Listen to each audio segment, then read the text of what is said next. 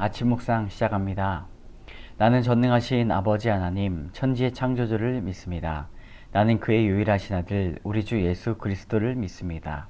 그는 성령으로 잉태되어 동정녀 마리아에게서 나시고 본디오 빌라도에게 고난을 받아 십자가에 못 박혀 죽으시고 장사된 지 사흘 만에 죽은 자 가운데서 다시 살아나셨으며 하늘에 오르시어 전능하신 아버지 하나님 우편에 앉아 계시다가 거기로부터 살아있는 자와 죽은 자를 심판하러 오십니다. 나는 성령을 믿으며 거룩한 공교회와 성도의 교제와 죄를 용서받는 것과 몸의 부활과 영생을 믿습니다. 아멘. 우리 찬송가 552장입니다. 아침 해가 돋을 때 함께 찬양합니다. 552장.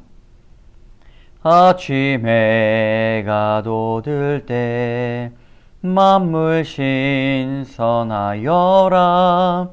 나도 세상 지낼 때에 햇빛 되게 하소서. 주여 나를 도우사 세월 허송 않고서 어두운 세상 지낼 때 햇빛 되게 하소서. 새로 오는 광음을 보람있게 보내고 주의 일을 행할 때에 햇빛 되게 하소서.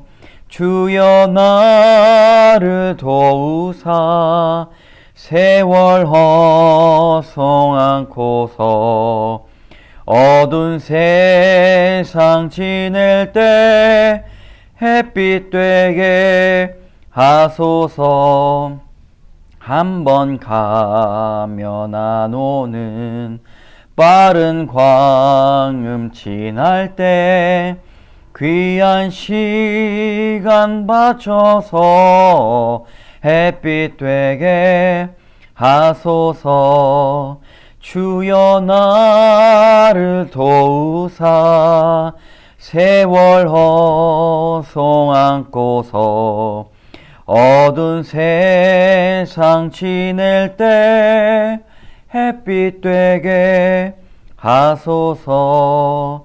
밤낮 주를 위하여 몸과 마음을 드리고 주의 사랑 나타내 햇빛 되게 하소서.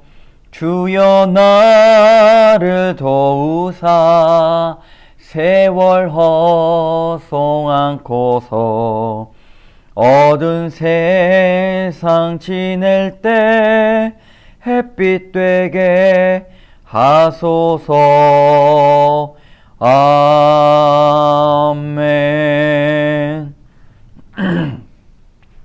오늘 이른 아침에 하나님께서 주시는 말씀은 잠언 20장 1절에서 12절까지의 말씀입니다. 잠언 20장 1절에서 12절 함께 읽겠습니다. 포도주는 거만하게 하는 것이요 독주는 떠들게 하는 것이라. 이에 미혹되는 자마다 지혜가 없느니라.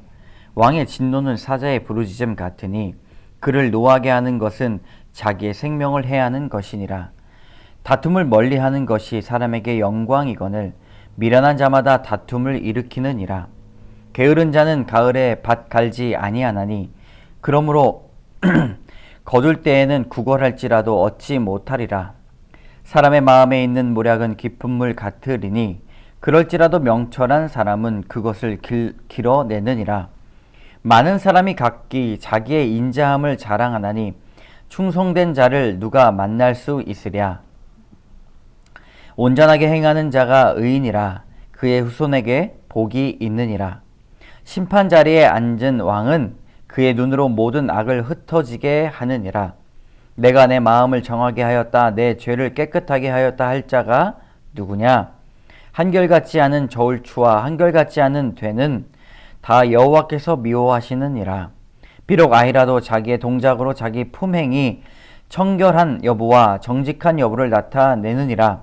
듣는 귀와 보는 눈은 다 여호와께서 지으신 것이니라. 아멘. 오늘 20장의 말씀인데요. 여러 가지 잠언들이 섞여 있는 장입니다.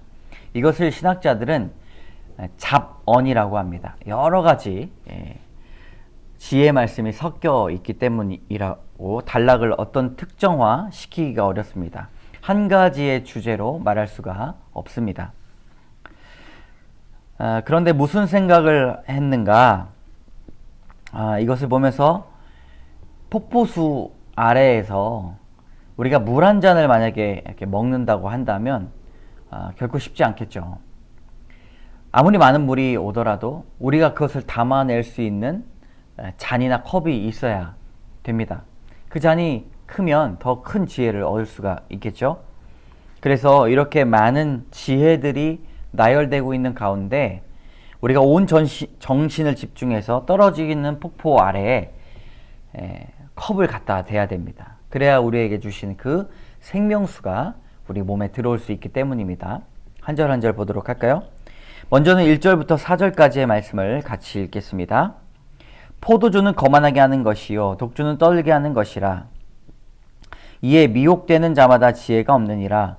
왕의 진노는 사자의 부르짖음 같으니 그를 노하게 하는 것은 자기의 생명을 해하는 것이니라. 다툼을 멀리하는 것이 사람에게 영광이거늘 미련한 자마다 다툼을 일으키느니라.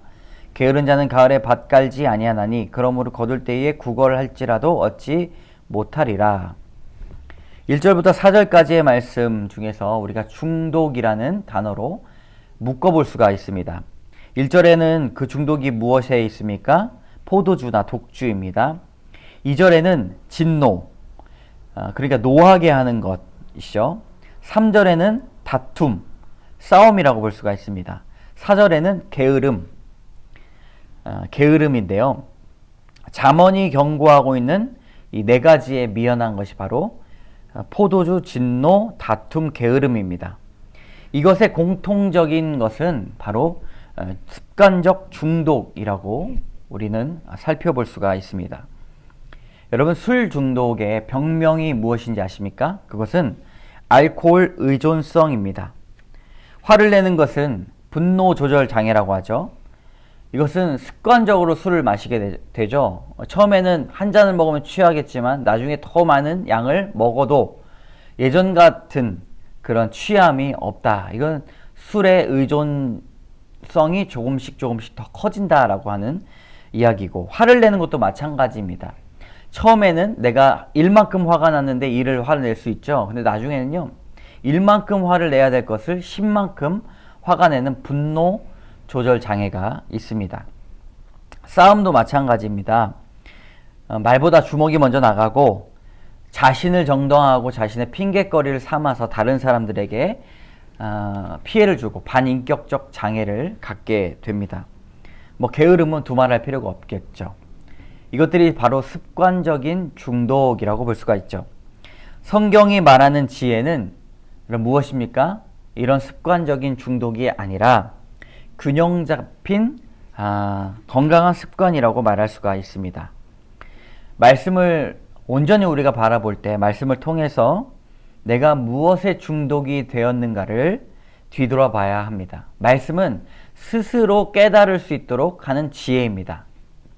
다른 사람들이 백날 가르쳐준다고 하더라도 본인이 거부하면 그것을 알 수가 없죠. 그러나 말씀을 읽는 자에게 명철함은 스스로가 자기 자신을 돌아볼 수 있는 힘입니다. 스스로 돌아볼 때 여러분, 우리가 중독되어 있는 것이 무엇인지 충분히 발견할 수가 있습니다. 5절의 말씀이 바로 그 말씀인데요. 5절 한번 보도록 하겠습니다. 사람의 마음에 있는 모략은 깊은 물 같으니라. 그럴지라도 명철한 사람은 그것을 길러내느니라.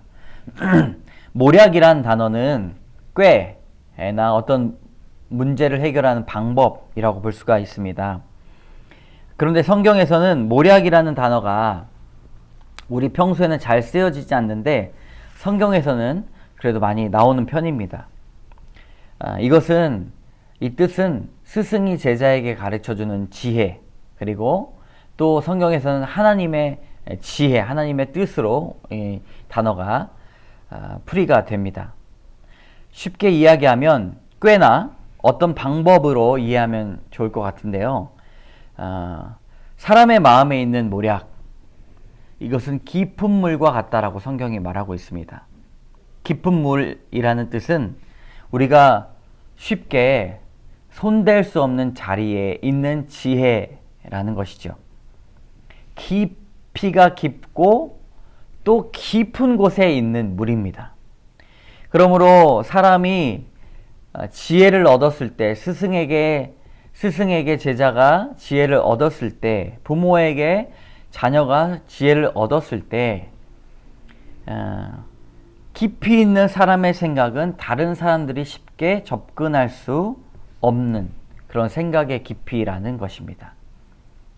철학적으로 매우 뛰어난 사람은 말 한마디를 하더라도 인생에 아주 교훈적인 지혜를 말합니다. 누구나 쉽게 그렇게 접근할 수가 있는 것이 아닙니다. 그런데 오늘 뭐라고 말씀하고 있습니까? 명철한 사람은 그것을 길러내느니라. 여러분, 그리스도인은 하나님의 말씀으로 깊은 곳에 있는 물을 길러내서 사용하는 사람입니다. 그저 단순한 사람들이 아니죠. 단순하게 삶을 살아가는 사람들이 결코 아닙니다. 이 넓고 넓은 세상에서 하나님의 뜻이 미묘 복잡한 것으로 인도함을 우리에게 보여주실 때 그것을 찾아 고백하는 사람이 바로 그리스도인입니다. 깊은 곳에서 물을 건져내는 사람, 명철한 사람이죠. 단순한 삶, 술과 중독, 분노와 게으름에 빠져 사는 사람들은요, 이런 삶을 상상할 수가 없을 것입니다. 그래서 성경은 예수님을 깊이 생각하라, 하나님을 깊이 만나라 라고 계속해서 말하고 있습니다. 여러분, 깊은 우물에서 온전히 주님을 발견하시는 여러분 되시기를 주님의 이름으로 축복합니다. 오늘 말씀을 통하여서 나누고자 하는 교훈이 두 가지인데요. 8절의 첫 번째 교훈은 중독을 고쳐야 합니다. 8절의 말씀, 심판 자리에 앉은 왕은 그의 눈으로 모든 악을 흩어지게 하느니라. 중독을 고쳐야 하는데 이 말씀을 보면 왕은 싫어하는 것이 무엇인가? 바로 모든 악이다. 심판 자리에 앉은 왕이 모든 악을 흩어지게 한다는 것이죠. 사람이 악에서부터 벗어나려는 그 큰 움직임이 바로 중독에서 빠져나오려고 하는 노력일 것입니다. 하나님은 심판 자리에 앉으신 왕이십니다. 모든 악을 싫어하시죠. 그러면 우리가 모든 악에서 어떻게 벗어나는가? 바로 우리의 잘못된 습관, 중독으로부터 나와야 우리는 악에서 빠져나올 수가 있는 것입니다. 여러분, 우리의 중독이 무엇인지 스스로 한번 뒤돌아봅시다. 두 번째 교훈입니다. 지혜를 열심히 배워야 합니다. 우리 12절의 말씀, 듣는 귀와 보는 눈은 다 여호와께서 지으신 것이니라.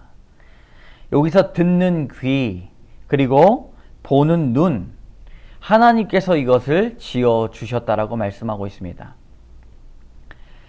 여러분, 눈과 귀의 공통점은 무언가를 받아들이고 수용하는 데 있어서 인체의 기관으로 사용이 됩니다. 주님께서 눈과 귀를 지어주시고 만들어주신 이유가 무엇입니까? 바로 이 세상을 바라보며 하나님의 말씀을 바라보며 주님의 지혜를 배워야 한다는 뜻이죠. 받아들여야 된다는 뜻입니다. 이 혼탁한 시대에 듣는 귀와 보는 눈을 통해서 올바른 판단을 내릴 지혜를 허락해달라고 여러분 기도하시기 바랍니다. 함께 기도하겠습니다.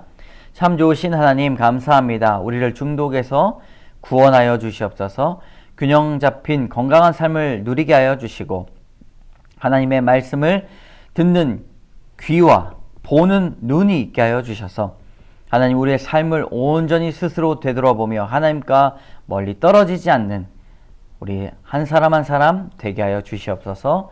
모든 말씀 예수님 이름으로 기도드립니다. 아멘. 하늘에 계신 우리 아버지, 아버지의 이름을 거룩하게 하시며 아버지의 나라가 오게 하시며 아버지의 뜻이 하늘에서와 같이 땅에서도 이루어지게 하소서. 오늘 우리에게 일용할 양식을 주시고 우리가 우리에게 잘못한 사람을 용서해 준 것 같이 우리 죄를 용서해 주시고 우리를 시험에 빠지지 않게 하시고 악에서 구하소서. 나라와 권능과 영광이 영원히 아버지의 것입니다. 아멘. 여러분, 심각한 중독에 빠진 사람들도 많이 있지만 자신이 소소한 중독에 빠져 있다는 사실을 모르는 사람들이 너무나 많이 있습니다. 스스로 그것을 깨우칠 수 있도록 우리가 잠시 우리의 마음을 뒤돌아보며 기도하도록 하겠습니다.